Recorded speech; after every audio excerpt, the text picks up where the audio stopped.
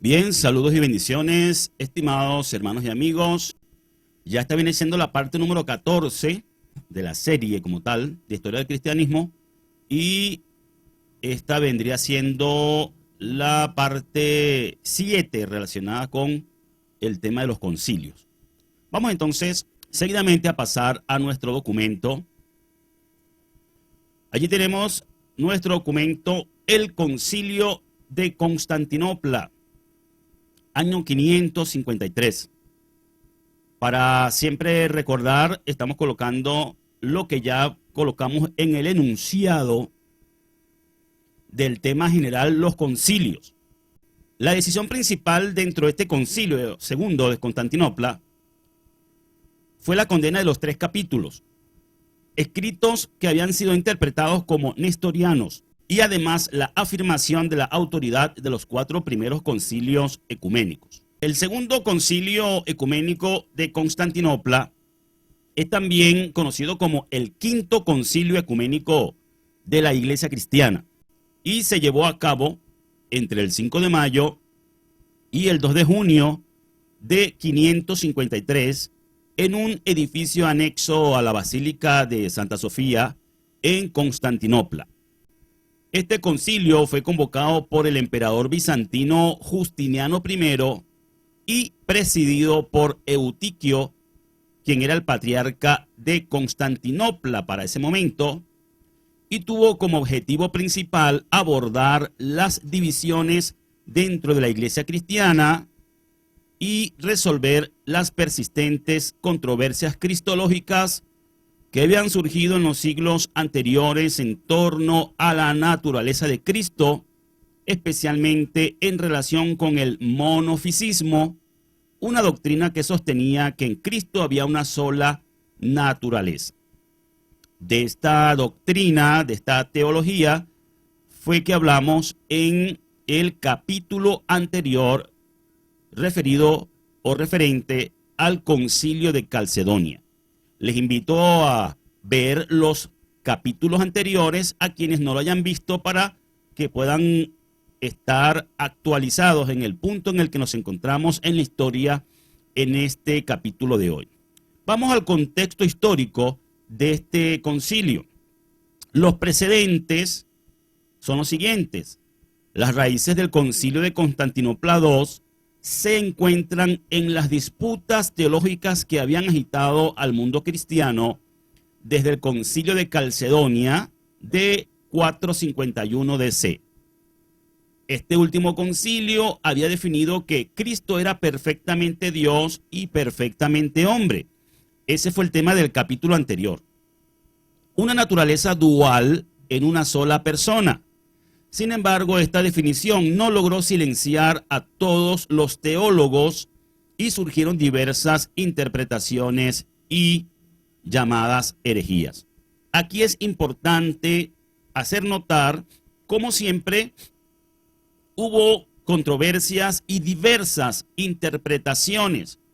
Esto es algo que ha ocurrido durante toda la historia y especialmente el cristianismo dentro de estos concilios siempre intentó unificar criterios, intentó uniformizar, hacer uniforme la doctrina cristiana, pero esto nunca pudo ser posible y nunca ha sido posible hasta la fecha, aunque pues una gran mayoría de lo que es la institución de la Iglesia cristiana tiene estos principios y estos basamentos establecidos en los concilios. Nunca hubo unidad ni uniformidad total dentro del cristianismo y la prueba está en el contexto histórico y en todo lo que aún para el día de hoy existe en cuanto a las diferencias dentro del cristianismo y a las distintas corrientes que aún existen tanto en Occidente como en Oriente. Esta definición entonces no fue aceptada universalmente, especialmente en regiones como Egipto y Siria.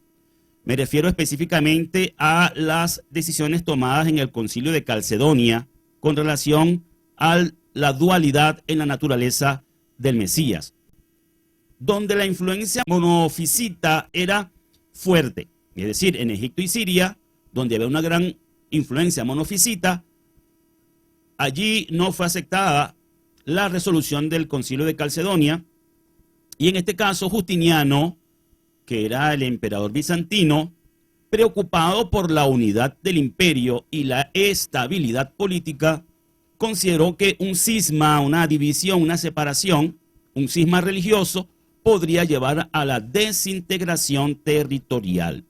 Y aquí una vez más queda en evidencia que de parte de los emperadores siempre la preocupación era el asunto político por encima del asunto religioso.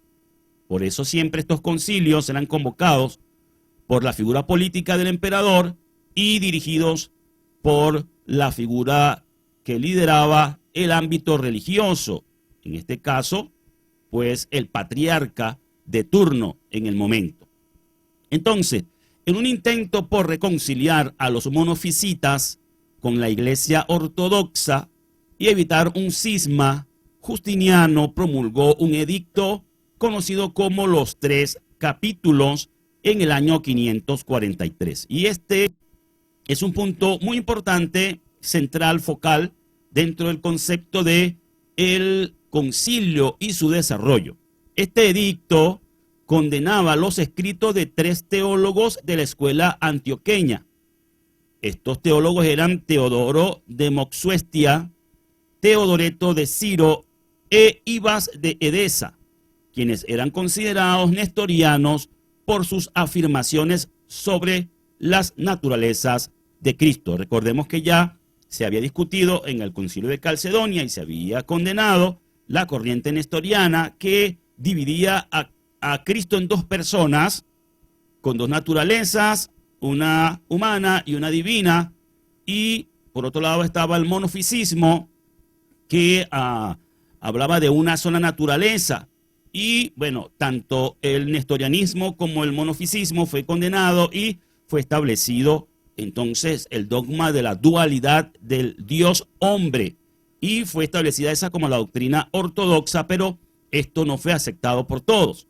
Sin embargo, esta condena fue rechazada por el Papa Vigilio, lo que llevó a tensiones entre la sede papal y el emperador. Aquí vemos entonces la controversia, vemos la situación que el ámbito político y el ámbito religioso en muchas ocasiones estaban aliados, pero en otras ocasiones, como en este caso, estaban en tensiones porque estaban en posiciones opuestas. Vamos a ver entonces un poco acerca del desarrollo del concilio. El concilio se desarrolló en un periodo de intensas disputas teológicas y políticas dentro del Imperio Bizantino.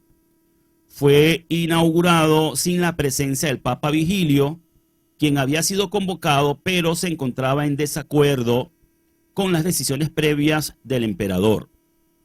La asamblea estuvo compuesta principalmente por obispos orientales, con un total aproximado de 166 a 175 obispos presentes, todos ellos seleccionados por el emperador y favorables a la condena de los 3 capítulos.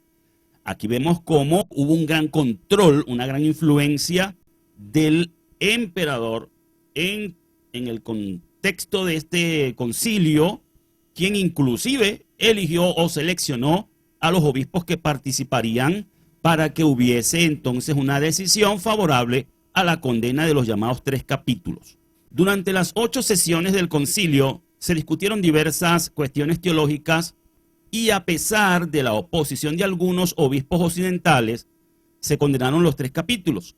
En particular, se anatemizaron las doctrinas de Teodoro de Moxuestia y sus seguidores.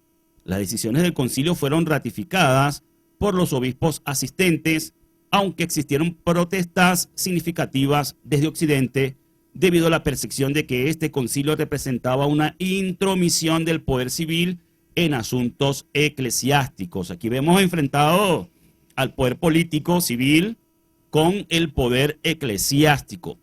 Las decisiones del Concilio de Constantinopla II incluyeron las siguientes: la condena formal de los escritos de los llamados 3 capítulos, la reafirmación de la doctrina calcedoniana sobre las 2 naturalezas de Cristo y la condena adicional de ciertas enseñanzas atribuidas a Orígenes.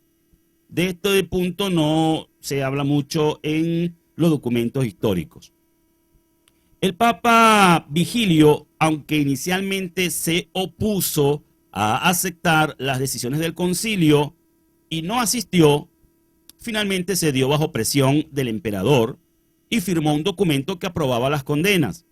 Esto generó confusión y descontento entre los obispos occidentales, quienes temían que estas decisiones implicaran una renuncia a la fe calcedoniana. Aquí ya estamos viendo el trasfondo y los antecedentes a la controversia y el gran cisma que se produciría entre Occidente y Oriente en el cristianismo, ya aquí había una situación de enfrentamiento entre Oriente y Occidente y además una situación de enfrentamiento entre el poder político y el poder religioso. Las consecuencias de las decisiones tomadas en el concilio de Constantinopla II, la afirmación de la ortodoxia calcedoniana, el concilio reafirmó la definición cristológica de Calcedonia, es decir, el Dios hombre, Cristo Dios hombre, condenando las desviaciones monofisistas y nestorianas, es decir, en este sentido, este concilio tomó las mismas decisiones del concilio de Calcedonia. También hubo división entre Oriente y Occidente, enfáticamente esto en el contexto histórico se muestra, y la condena de los 3 capítulos y la creciente influencia del emperador en asuntos eclesiásticos contribuyeron, oigan bien, contribuyeron a la división entre las iglesias de Oriente y Occidente, que culminaría en el gran cisma de 1054, que es cuando ocurre ya el tomar caminos distintos, caminos paralelos, las iglesias cristianas de Oriente y las iglesias de Occidente. Cualquiera diría pues que es la iglesia y la iglesia, pero es que realmente el cristianismo siempre ha sido diverso, así que había pluralidad dentro de este cristianismo. Y luego, como consecuencias también, hubo el fortalecimiento de la autoridad imperial, es decir, de la autoridad del emperador. El concilio demostró el poder del emperador para intervenir en asuntos teológicos y eclesiásticos, consolidando así su autoridad en el imperio bizantino. Aquí vemos entonces una gran influencia de un líder político en asuntos teológicos y eclesiásticos, lo cual pues es una situación indebida porque no era el emperador la persona mejor capacitada para asuntos teológicos. Entonces, a pesar de los esfuerzos por lograr la unidad, como en todos los concilios, su impacto fue limitado, ya que los resultados del concilio no lograron resolver completamente las divisiones existentes. El monofisismo continuó siendo una fuerza significativa dentro del cristianismo oriental y muchas iglesias orientales rechazaron las decisiones del concilio. En cuanto a su importancia histórica, el concilio de Constantinopla II es significativo por varias razones. Primero, porque muestra el esfuerzo continuo de los emperadores bizantinos para controlar y unificar la iglesia como un medio para mantener la estabilidad política. Y aquí quiero hacer de nuevo un comentario en este sentido.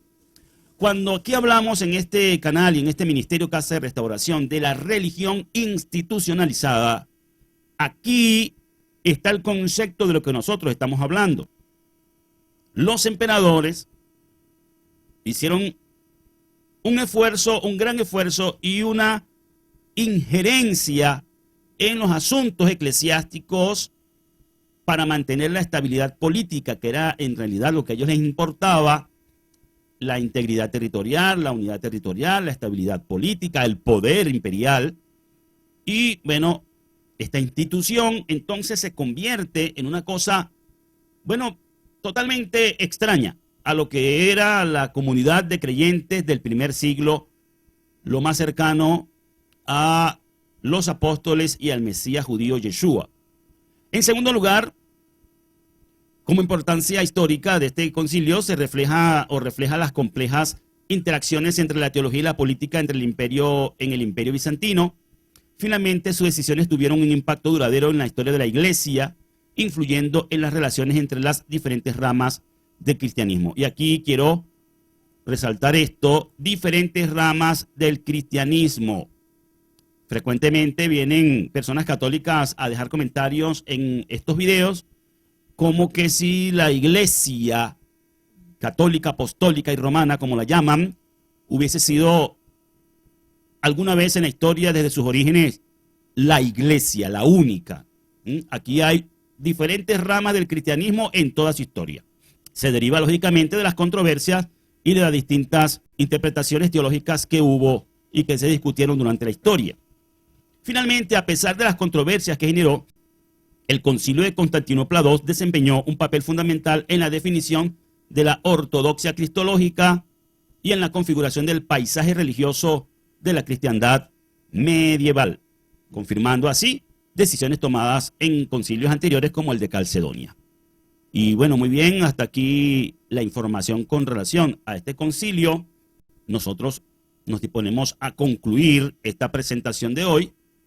Sin embargo, quiero dejarles la invitación para que cualquier punto, cualquier detalle, pueden comentarlo en la caja de comentarios de este video y de cada video. Por lo demás, la invitación es a, si no han visto en orden los capítulos, en cada video de esta serie de estudios van a encontrar en la descripción todos los capítulos que hemos publicado, de manera que puedan ver la serie en orden y llevar con nosotros el hilo histórico de lo que venimos presentando.